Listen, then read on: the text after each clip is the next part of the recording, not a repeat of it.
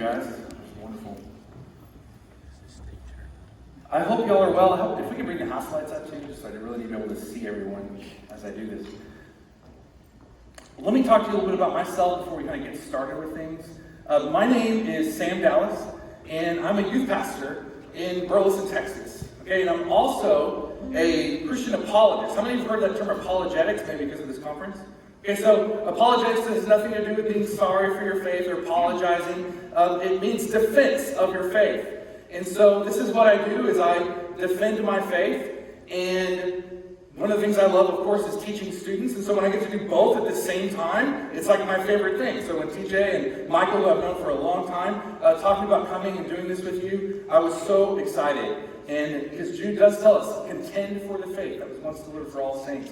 And so we're going to be training and doing these things. Now tonight is going to be a little different, and it really involves you. You're just as important as what I'm doing here tonight as well. Tonight, when I have my jacket off, I'm going to be nice, cuddly youth pastor Sam, okay? But when I have my jacket on, I'm going to be Dr. Dallas, the atheist philosophy professor.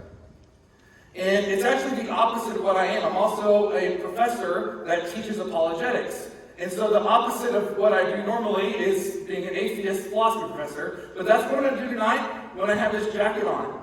And I'm going to talk to you a little bit as Dr. Dallas, the atheist philosophy professor. And then I'm counting on you to engage with me. Because right now I'm sitting in a room of nearly 150 or so Christians. A lot of you are Christians. And so what I would expect is that if an atheist comes up here and says some of the things that you're going to hear Dr. Dallas say here in just a minute, that you're going to have something to say back. That you are going to have some way to engage. Now, I've got a couple of little ground rules with this. First, I only want to hear from students that are like the 6th through 12th grade. Okay? Some of you 20-somethings have been trained a little bit, and I don't want to interact with you, or adults.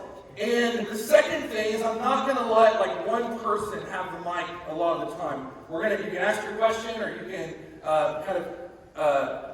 talk to me about what you have to say and responding back to me, and then we're going to pretty much move on. And Michael is going to go around with the microphone here. So are you all ready to get started? Yes? Okay, so let's do this and enjoy ourselves. Okay? Because I know how to enjoy it. All right? You know what's a lot of fun is doing this to groups where they don't know that I'm a Christian. They think I'm an atheist professor, so that's a lot of fun too. So yeah, hi. My name is Dr. Dallas. I'm an atheist philosophy professor. What that means, what does that mean that I'm an atheist? I'm here in front of a lot of Christians, and pretty much what it means is that I don't believe in God. You believe in God? I don't believe in God. Now, if you think about it, really I just believe in one less God than you do. I mean, if you take some of these Eastern religions, they believe in some millions of gods. And, none of us hold to that kind of weird view. See, we all believe in a lot less gods. You believe in one, and I believe in none. So there really isn't that much of a difference between us. Now, let me ask you a question here. How many of you would say that you grew up in a Christian home? Raise your hand real high if you grew up in a Christian home. Okay, not everyone, but most of the people here would say they grew up in a Christian home. And what I want to ask you is maybe that's why you are a Christian. Maybe that's why you believe in God, for example, or believe in Jesus and what he taught and all these things. And so I'm curious, what do you have to say to that? Does anyone have, any reason why I, as an atheist who doesn't believe in God, why should I believe in God? Raise your hand high, and Michael will come find you. Okay, we have right over here. Everyone else don't be shy, so put that hand up.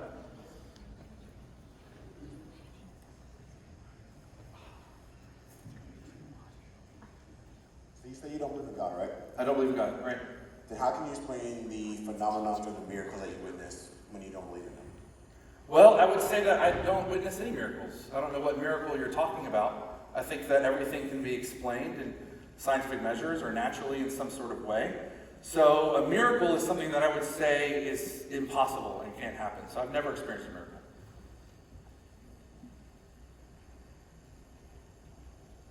One atheist, a lot of Christians. Are you going to share with me?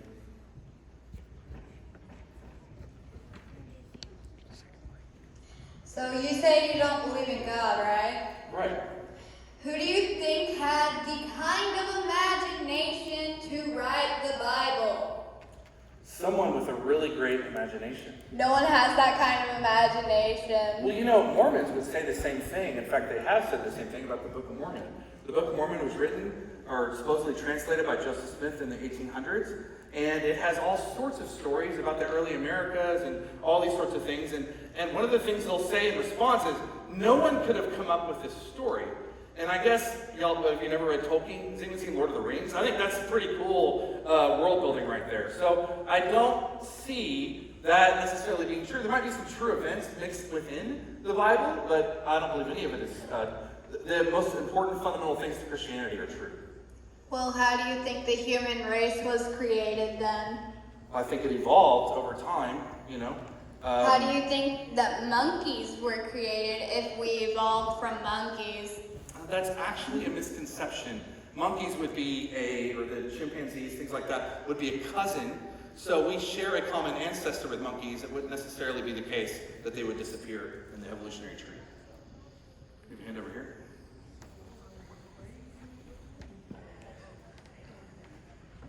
What do you say to the almost physically impossible or scientifically impossible idea of the Big Bang, if that's how the world was created? Okay, say that again. What do you say to the almost scientific impossibility of the Big Bang? Don't you think it's easier to believe in a divine, intelligent creator? Scientifically impossible. How many of you have heard of the Big Bang Theory? Not the television show. Okay. Well, where did you learn about that? Did you learn about it at church? Or did you learn about it in science class? So I would not say that the Big Bang is scientifically impossible. It's proportionally less probable than there being a divine, intelligent creator. Well, I see that we're here now, and the Big Bang occurred, almost 14 billion years ago. It did begin as a ball of energy, the compression of time, space, matter, and energy that came into being at that time. I don't see any scientific reason to deny that. All right, next person. Okay. Alright, so,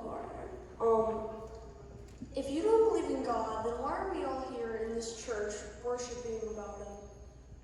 Well, I guess I could ask you, why are all, billions of Muslims worshiping their understanding of God on the other side of the planet, and some on this side of the planet, some in this city? So I guess I don't see the fact that you're worshiping a God that you believe in as evidence that somehow He exists. Well,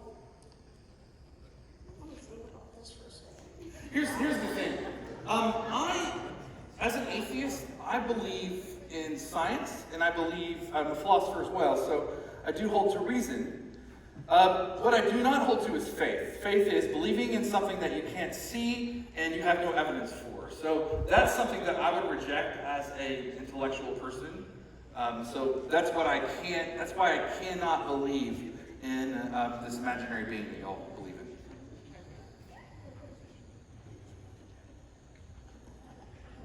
in. Okay, so if you're, believing in science only, how did science come? I mean, we go back to the Big Bang Theory. It literally came out of nowhere. Maybe that was God bringing the Big Bang Theory and, Sure. making a Big Bang by himself. Okay, well, I guess I would want some sort of justification for holding to that view. And I would also say that I don't just believe in science. As a philosophy professor, I also hold to reason and logic. So what is science? In fact, it's just a study of the natural realm. And I think that although we're not clear exactly what happened, there might have been a larger multiverse that produced the effect of the Big Bang that allowed us to exist today. Okay, so, sorry. Okay. Okay, so you said that you don't, faith is believing in something you can't see. You can't see wind, but you can see the effects that it has. Also, you also said that you learned the Big Bang Theory in school. I learned a lot of things in school that it isn't true, because that's what they teach us. So are you saying the Big Bang Theory is not true? I'm not saying it's not true, but also everything is man-made. It's man-made. You were man-made. What about the trees outside? And the clouds? Okay, and God put those on the earth. So that's those are the one things that aren't man-made. But if they weren't man-made, who made them? They just appeared? These Well, don't just appear. The universe came into being 13.8 billion years ago or so, and over time, yes, there were planets that formed that would allow for things like ecology and geology and rocks to exist and all sorts of things. As thin air? Like it just came, it just became like... Well, it came from that ball of mass and energy that originated in the Big Bang, which, like I said, could be an effect of a larger multiverse, and so, yes.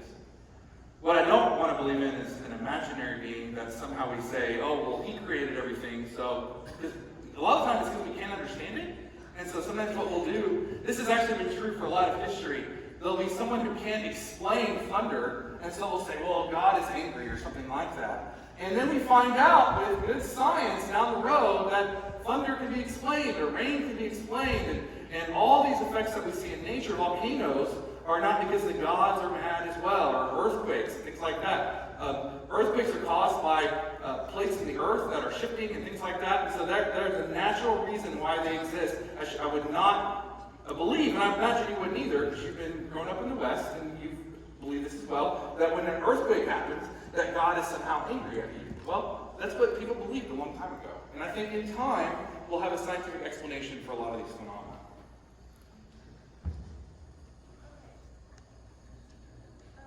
You believe in science, right? Yes, I do believe in science. So, with science, there are certain signs over time of erosion in different layers of rocks. Well, I recently have been looking into that to see in the science of the world how God is proved, and we can go back to the flood. Now, there is proof that dating rocks, carbon dating rocks, it's completely inaccurate, because when you're going back to the flood, there's Mount St. Helens, that erupted. When they decided to look at all the layers in the rocks, they said, oh, these happened over time and over years. But when you actually look into it, it shows that it was all quickly compacted over, within a few days and hours. So when it was talking about that, it started talking about what's in the layers. There were fish in the layers of Mount St. Helens, not Mount St. Helens, other mountains around the earth. But it was also showing when Mount St. Helens erupted, there were layers that didn't happen over years. It happened within a quick period of time, within days, Sure. where it was all completely compacted. Right. It also showed the different layers in the other mountains and stuff. I guess my response to that would be, there are seismic and even cosmic events that occur as well that can cause great changes to occur in the earth. I'll give you a couple of examples. I don't know if you've been to, is it Arizona or New Mexico, that has the meteor strike? It's like a big bowl in the middle of the desert there, and it's because a meteor hit, and that caused extinction of a large percentage of the world's plant and animal life. And then you have volcanoes that some have been so violent. I remember seeing a documentary recently about one in the 1800s that literally ended summer for that entire year for the entire planet, because of how violent the volcano was. And so I think there can be cases like this where we could measure and see effects that have occurred due to these dramatic events that have happened on the earth. I don't think it necessarily implies that there was this great flood. And even if there was a great flood, it doesn't necessarily imply there was a global flood as well.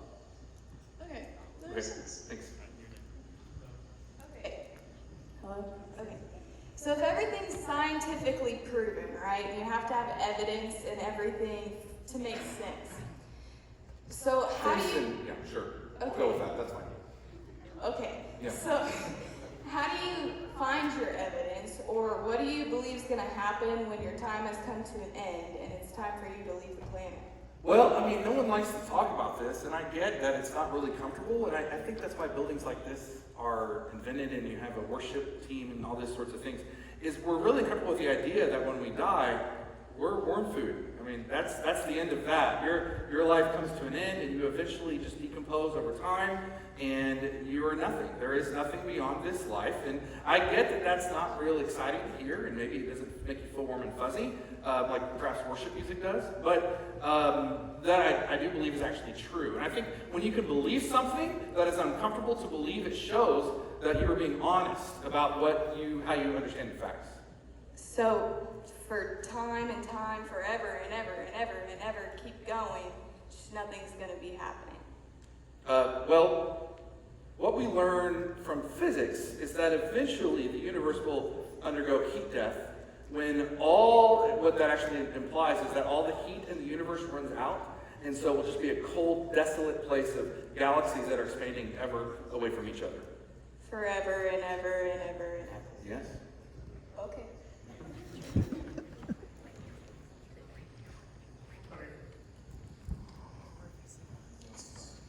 So you say you're an atheist, but if the Bible was made and we're made, and there's free will and stuff, and yeah. Weren't some atheists like Christians before they turned atheists? Oh yeah, I know a lot of situations like that where people believe in God at an early age, perhaps because they, like you, grew up in church and your parents brought you here. And then eventually they grew up and started kind of thinking for themselves and thinking through things and maybe going, you know what, this doesn't really add up like I thought. And so yes, they become atheists. Were you in a Christian home? Yes, I did grow up in a Christian home. If you were born in a Christian home so why did you leave Christian? Sure. I also was told as a child that Santa Claus existed by my parents. And so in the same way I was told that Santa Claus existed and God exists, and I think these are actually pretty similar in that as you grow older, you realize that, Santa Claus isn't real. In the same way, I think that you can conclude that God is a lot like Santa Claus in belief. Okay, so did you ever, as you got older and you were able to comprehend, the Bible or anything, did you actually try and be Christian? And when I say try, I don't mean you went to church on Sundays, read your Bible once in a while. I mean, you went full out, people think you're crazy Christian. Did you ever try that, or did you just give up on the idea because you didn't want to give up your worldly desires? Well, let me ask you a question before I answer that. Have you ever tried being an atheist? I didn't try being an atheist, but I tried to stop following God. So whatever response you will give me, I will just give to you. If you've not tried it out, if you've never actually said, hey, I'm going to believe in atheist and really believe it, not just kind of believe it, and maybe see that it's actually really rational to hold to, then I don't really think it's a problem that I didn't, become a hardcore Christian. Yeah, I guess that makes sense because you're giving me what I told you. Sure. But at the same time, I give the argument to you, you give it back, I can give it right back. Mm-hmm. But I'm not the one making the claim. You're making it to me, so that's why it cuts both ways. Okay.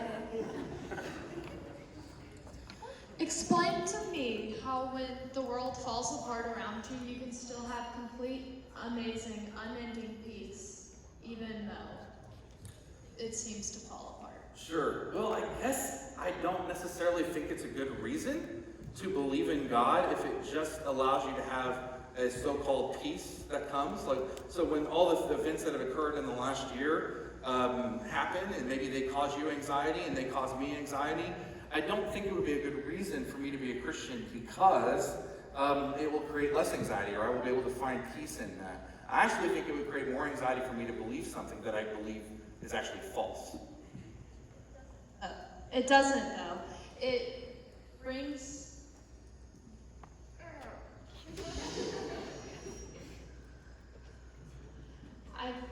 I've been there where the world fell apart. I watched my dad die right there, but no. Sorry to hear that. Thank you. But that I just shut off and I went atheist. I didn't want to believe in anything that good could happen. But later in life, when my mom died, I was like, okay, let's try this Christian thing, see how that goes. And that's treated me a lot better than the whole atheist idea. Well, I guess, sure. I guess I don't believe pragmatism to be a worthwhile reason to hold to a particular belief system. Pragmatism is a philosophical view that when something works, it's good or it's true. And I actually think that's false. I think that you could believe things that are in fact very, very useful to you, but are also false. Okay? I could believe that maybe I'm a millionaire, or that if I win, if I play the lottery enough, I'll become that. There's the pragmatic effects that might make me feel really good about playing the lottery or doing other things that seem useful or helpful, but in the end, it would be a false belief. And so I just don't believe that because it has practical benefits, that it makes it good or worthwhile, especially since there are those that believe in competing faith systems that would say their beliefs work for them. And so what are we supposed to do with Muslims and Hindus and all these sorts of other beliefs? And listen, I'll be honest with you, I think atheism works as well. So I don't see any problem with that. Have fun with that. Okay. I will, I am, so. Yes. Okay, so back to the whole evolution thing. Okay. That is something that hasn't been proven all the way through. It's not a real thing that's been physically proven yet.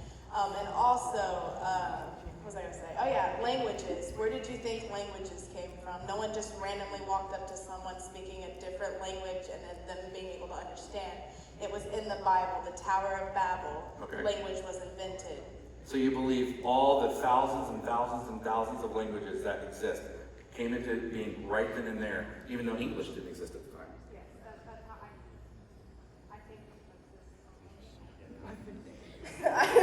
I think that's how it happened. So how did English come into being if it didn't happen at the Tower of Babel?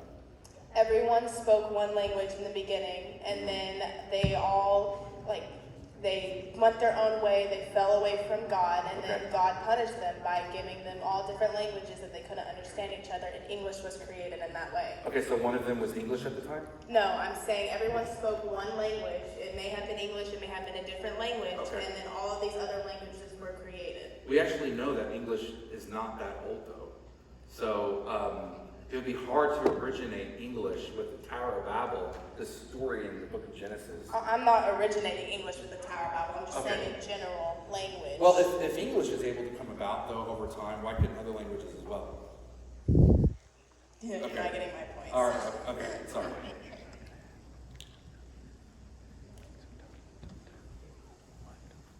Is this in? Oh, okay. So you're a very strong atheist, and as well as you're very knowledgeable. So because of that, I would want to ask you, would there be anything in the world that would change your mind on your point of view? Sure.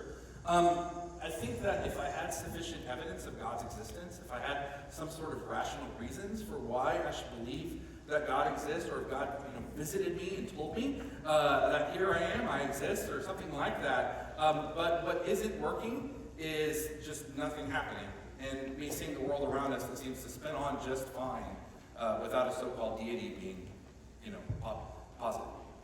Thank you for your answer. Here's the thing, too. One of the things to keep in mind is that, is the concept of Santa Claus really illogical? I mean, can y'all imagine a guy in a red suit delivering presents? Sure, right?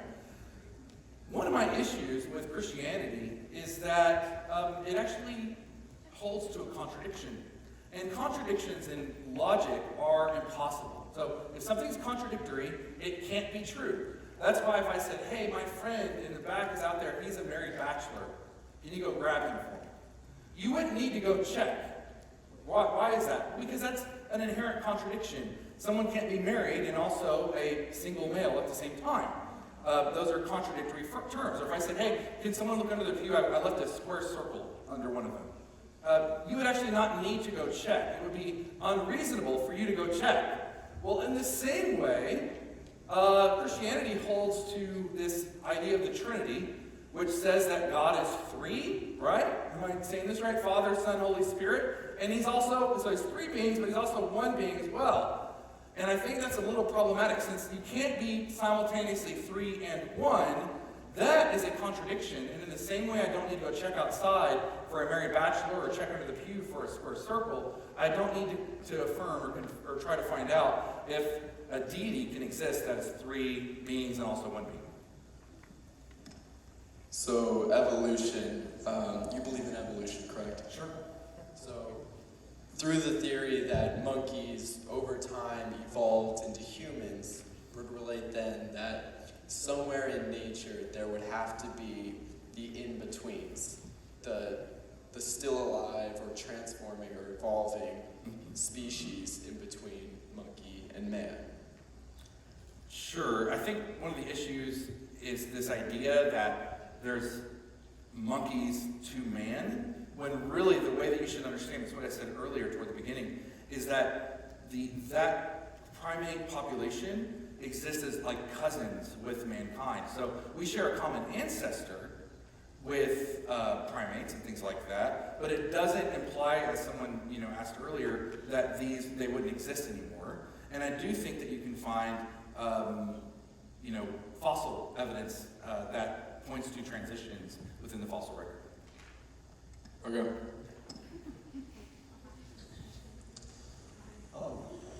Okay, so do you believe that something can come from nothing? Or, I know you're talking about like multiverses and stuff like that, but like even if you don't believe in the Big Bang, I know that that's something. You can't just say it came from nothing, right? Right, no, I do not say that it came from nothing. Okay, so do you ever get asked like about the Big Bang or the theories, and people will say, well, where did that come from then? And then you would probably retaliate and say, well, where did God come from? Mm-hmm. But how can we really put God in that same box? So think about it this way. So a guy, he makes a TV, right? He puts all the laws, and he establishes the rules that TV has to follow. He has real control. He's not controlled by those laws, though, so there's something more that we don't understand. We're inside the TV, right? Okay. We can't understand everything that's going on the outside. Mm-hmm. So you say that, well, people will explain natural phenomenons with just God, but I mean, there are things truly beyond our understanding we cannot understand. Mm-hmm. And I don't see how there couldn't be some intelligent creator. There couldn't be some kind of intelligent creator out there beyond what we can comprehend. Mm-hmm. Yeah, I mean, I know that's what you believe. As a theist, someone who believes in God, you believe that there's an intelligent creator that's beyond that. And my question is, why couldn't the universe be the first thing? Why can't we say the universe or the multiverse that the Big Bang effect occurred with inside would not just be an eternal entity? I guess my question would be, where does God come from then? If the universe needs a creator or something that caused it, what about God? Well, God is outside that. He's not controlled by the laws of physics and time and such things. Okay. Those are things that he created inside Mm-hmm. of like the universe itself. That's the box, that's the TV, and he has control over it. He's not affected by that control. But the nature of cause and effect is actually a philosophical position. It's about reason and rationality, and that extends beyond science. Science actually presupposes, like the law of non-contradiction, that something can be both true and false at the same time and in the same sense. So it presupposes logic. To say that somehow God doesn't operate according to those laws, I think is really far-fetched, and I'll just leave that to atheists to believe if you think that God is just illogical and didn't have to be caused or anything like that. Okay, so my mother passed away 4 years ago, and my dad and my grandma were both there. My grandma became a Christian after she heard what my mother said, right before she passed away. She said there were swooshing angels above her, but she couldn't explain it as much because something was retaining her. What would that be?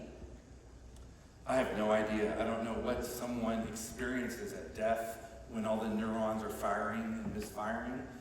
If someone has certain visions of things that aren't real, maybe that are like dreams, how many of you have had a dream this week, right? Okay, so if you had a dream this week, those are things that don't necessarily exist in reality. Those are products of our mind, and I think that can be said the same. Okay, but my father, he was able to still talk to her, and she was explaining everything the best she could. Sure. Yeah, I guess I just don't know enough of the minutia, the facts there to be able to comment kind of more than that.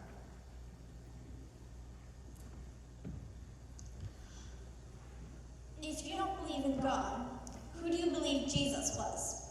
I think Jesus was a good moral teacher who got himself in trouble with the Romans and got crucified, if he existed at all. The Bible seems to be pretty clear evidence that he did, because there are many historical figures and things happening in it that we can see line up with other recordings of that time. So you don't believe that he rose again, you just believe that he died. Sure. I guess what I would say is that the Bible probably has some real true events that occurred in history, but when you start adding miraculous things that are impossible, that you have to believe by faith, which, by the way, faith is once again something that you can't see and you have no evidence for believing, then I guess I just think that I don't necessarily need to. I can believe that Jesus walked down the streets of Galilee, like you believe, but when it comes to turning water into wine, I think that miracles are impossible. And so that's not something that would have happened. So if that were recorded, perhaps it was zealous followers of him that wanted to show that he was God or argue for that after he died and got himself crucified. And so that's why those stories are added to the Bible. So, think about all the hundreds and thousands of atoms that form up molecular structures in all the cells of your body.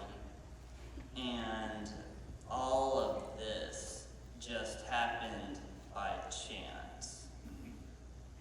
Like, how do you explain that? Sure. Well, I mean, if we take the multiverse hypothesis, it's possible, this is one of the theories that exist out there, is that the multiverse would produce many universes and things like that, and just by chance alone, one of those universes would be able to sustain life, and I think we find ourselves in such a universe. Yes, but isn't that just a little incredibly convenient for us?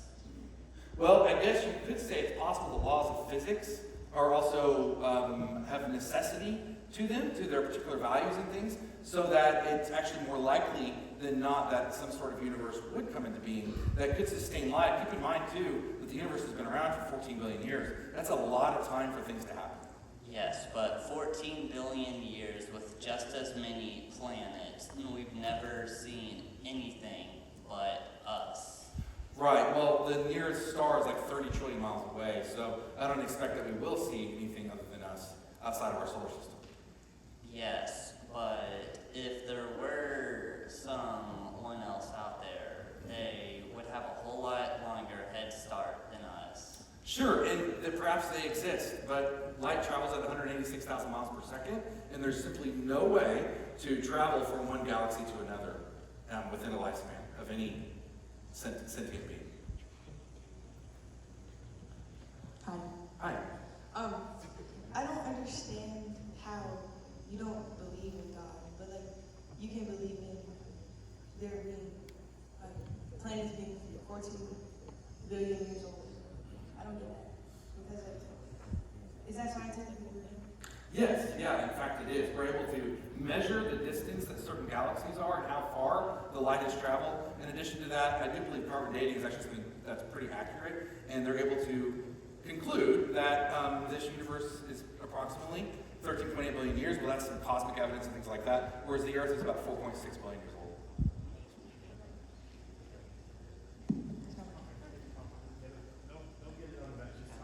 But like, I don't get how like you believe that at all, because like that's like saying a rock can be 3 billion years old. You don't know that. Like I. Well, were you there when it was made? So how would you know? Exactly. That's what I'm getting at. Were you there? So you think we should just be ultimately skeptical? I shouldn't believe it, nor should you believe. No, I'm not saying that. It's just Okay. like, who was there when the world was made? You're begging the question. I'm trying to say there is no who. So when you ask who there was that was there, So then how was it made? I think it's the result of a cataclysmic event that occurred 14 billion years ago in the universe. So then who made that event? Who is, I don't think, an appropriate question. Let's have a couple more. Hello? Okay.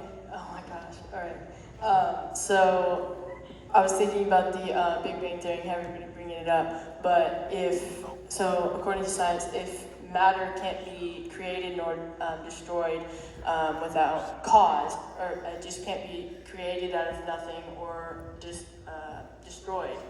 It always goes into a different form of matter, say mechanical to thermal. If the Big Bang Theory came from nothing, how can it, how does that, okay.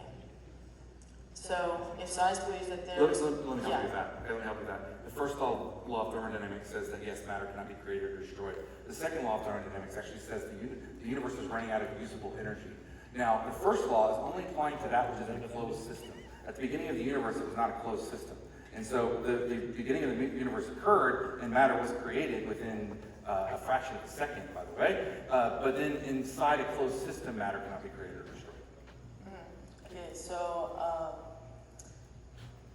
okay, give me one second. So, common arguments is that how can you prove God exists, especially through the Big Bang Theory? Everything that begins to exist had a cause, and the universe began to exist. So obviously there's a probable cause for the universe to begin to exist, and so leading to that conclusion that there is some higher intentional creator. Okay, then what caused God? Go ahead, what caused God? If everything needs a cause, what caused God? Well, that's the thing, is that because God is mysterious, and so you can't exactly, it's a hard dilemma, but, Yeah. It's actually not a dilemma at all, because I said, how is it that everything that exists has a cause? That's not what the argument says, what you just read. It says that everything that begins to exist has a cause. So only those things that begin to exist have a cause to them. If God does not begin to exist, then there is no need for a cause, philosophically. That's something we're going to talk about tomorrow. I'm glad you brought that up. That's the Cologne cosmological argument by William Lane Craig. But I did do the out that atheists often do there in that moment and say what caused God, as if they're so brilliant. Well, if everything that exists has a cause, then what caused God? When the argument doesn't say that. It says everything that begins to exist has a cause. Now, how do y'all think we did? On a scale from 1 to 10, 10 being, man, that guy should be a Christian right now. 1 being, he should really stay an atheist based on how we did. What do you think? 2, 1, okay.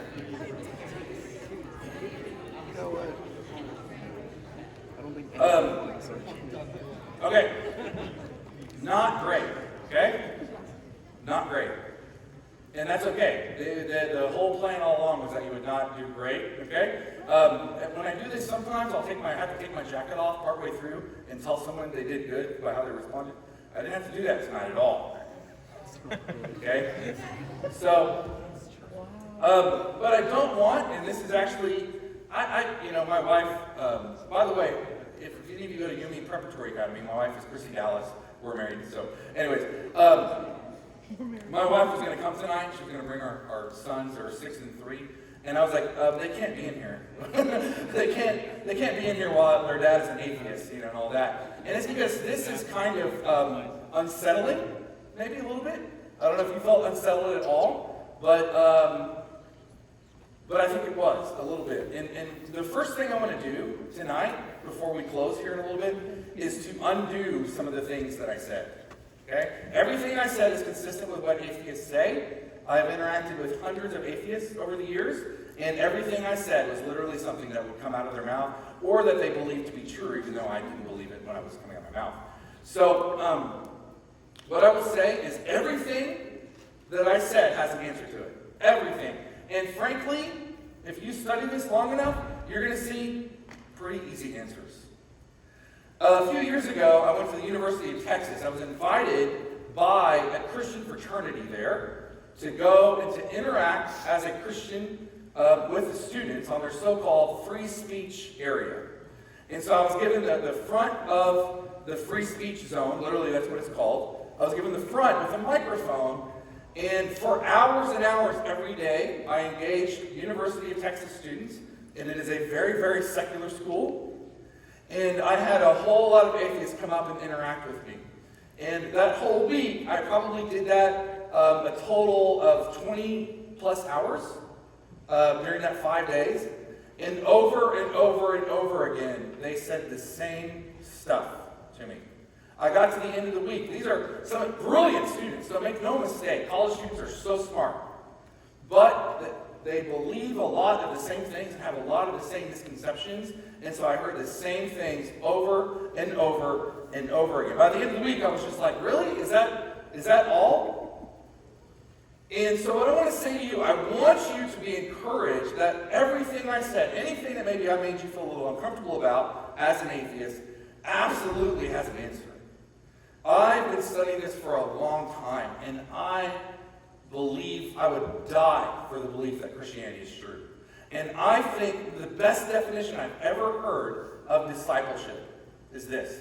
When I go from, I believe my faith is true, to I really believe my faith is true, to I really, really believe my faith is true, to I really, really, really believe my faith is true, to I really, really, really, really believe my faith is true. When you have that journey right there, where you realize that, wow, and listen, sometimes this is an aha moment for people. It's an aha moment for them to go, whoa, like, what I believe is true. That, I think, is the very best answer to the question, why am I a Christian? The best answer to that question, why are you a Christian, is this: because Christianity is true. Because 2,000 years ago, what really happened, not your church just happens to teach it and you go here because your parents brought you, and so you hold to this social club view that someone rose from the dead. No, what I'm saying is that 2,000 years ago, Jesus of Nazareth was crucified by the Romans, which had happened to tens of thousands of people at that time, and he was laid in a tomb, and 3 days later he walked out. That, whenever you think about that for a moment, what could be a bigger deal than that? Nothing. You just comprehend for a moment. He walked out of the tomb. What else could possibly matter? No, everything else pales in comparison. And I want you to have that same feeling that is based in reality. The same response as you learn about all of the reasons why we should believe that God exists and that Christianity is true, because Jesus of Nazareth rose from the dead. And the Bible is trustworthy and reliable, and that's why you can believe it when it proclaims the gospel and you responded to it whatever your testimony is. But please, I hope that you will not just ride your youth pastor's coattails in their faith, or your parents, or your grandma, or something like that. Don't let it be like that. You leave this youth ministry or whatever youth ministry you're in, and you go, I'm a Christian because Christianity is true. And I'm going to do the best I can tomorrow in the short time I have, tomorrow morning, to give you reasons and evidences why I believe that God exists and why I think you should believe as well. So tomorrow morning, our session is Does God Exist? And then tomorrow evening, my session is The Resurrection, Fact or Fiction. And I think if you take those two things together, you'll see that Christianity is indeed true. And many of the things that I said were just redirecting you, or just flat out, I know they're false. So I don't want anyone to be discouraged or to think, because once again, that's one of those things that can kind of rattle you if you're not careful. And so if that happened to anyone here, you come to me immediately when we're done. Because really this weekend, don't miss tomorrow, okay? Don't come here now and then skip out on tomorrow. I need you to know that the things that I said, and that's why I corrected, I took my jacket off and let you know that's a good argument. And we'll talk about that tomorrow. But the things that I said, my comments about Santa Claus, yes, it's true that older people don't believe in Santa Claus. Do you know that Christian devotion grows with age? It's the opposite of belief in Santa Claus.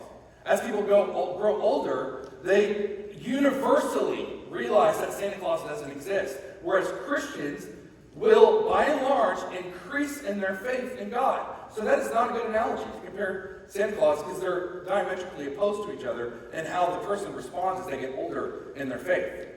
And many other things that I said, I know we went a lot of directions here with evolution and all these sorts of things, but I do believe the Big Bang is a good reason for holding to belief in God. The Big Bang is an effect. It is not a cause of anything. The Big Bang is the origin of time, space, matter, and energy. And so we'll talk about that tomorrow as well. But come tomorrow morning and hear why I think you should believe God exists. And then in the evening, we'll talk about why Christianity is true. But please, please, please, I hope that you take a step in that journey of, I believe my faith is true. I hope tomorrow, when you leave here, it's I really believe my faith is true. Or if you're already there, I really believe my faith is true, that you go, I really, really believe my faith is true. Because it is transformative. Transformative when you recognize that why we're Christians is because it's true. And what more could matter? All of a sudden, it's not this thing we do on Sundays and Wednesdays or at events. But it's who I am. It's everything. Jesus is everything. He's worth dying for and he's worth living for. All right? So with that, I'm going to invite the band back up. We're going to sing one more worship song. And I really want you to recognize that I love the Lord, okay? I've had groups where I did this and they were rattled. I mean, they didn't know I was a Christian, for example, and they had trouble believing me for like a couple of days. You know, they thought I was scamming them. So, but I love the Lord. I love teaching teenagers, and I believe, and I hope that you will situate yourself in such a way so that you will learn and grow in confidence in your own faith. Because you know what confidence will do? It'll make you that much more desiring to share with others as well. Why don't we share? Why do people not share their faith? I think it's because they're a lot more comfortable talking about their favorite sports team or talking about something they know about. But whenever you know you want to talk about your faith, now it's no longer the butterflies that happen. But it's, no, I'm leaning forward now. I want to have that discussion with that guy at the lunch table. I can't wait until Monday when I can talk more about this. And that happens whenever you recognize the truth of Christianity and you learn to integrate it, to have an intellectual life as well, a thoughtful life. As Jesus said, love the Lord your God with all your heart, soul, mind, and strength as well. So we don't check our mind at the door at church. You hold on to it and you bring it in and you let it grow because what we believe is true. Let's pray. Heavenly Father, I thank you, God, that you are real. God, I thank you that I have all the confidence to know that I'm not talking to a ceiling or to air in the room, but I'm talking to the Creator God who brought the universe into being by his very word. Lord, I pray that the students in this room, the students in here who know who you are, who believe in you, but lack some confidence in their faith, I pray that this weekend would help serve to help them increase in their confidence and increase their knowledge of you and knowing that you're real and exist. God, I pray for anyone here who doesn't know you, and maybe doesn't know you because they don't really believe. I pray that they as well would be attentive and hear the reasons why we should believe in you. God, most of all, we're thankful for your gospel, which is true, and for Jesus, who is the way, the truth, and the life. We ask all this in Jesus' name. Amen.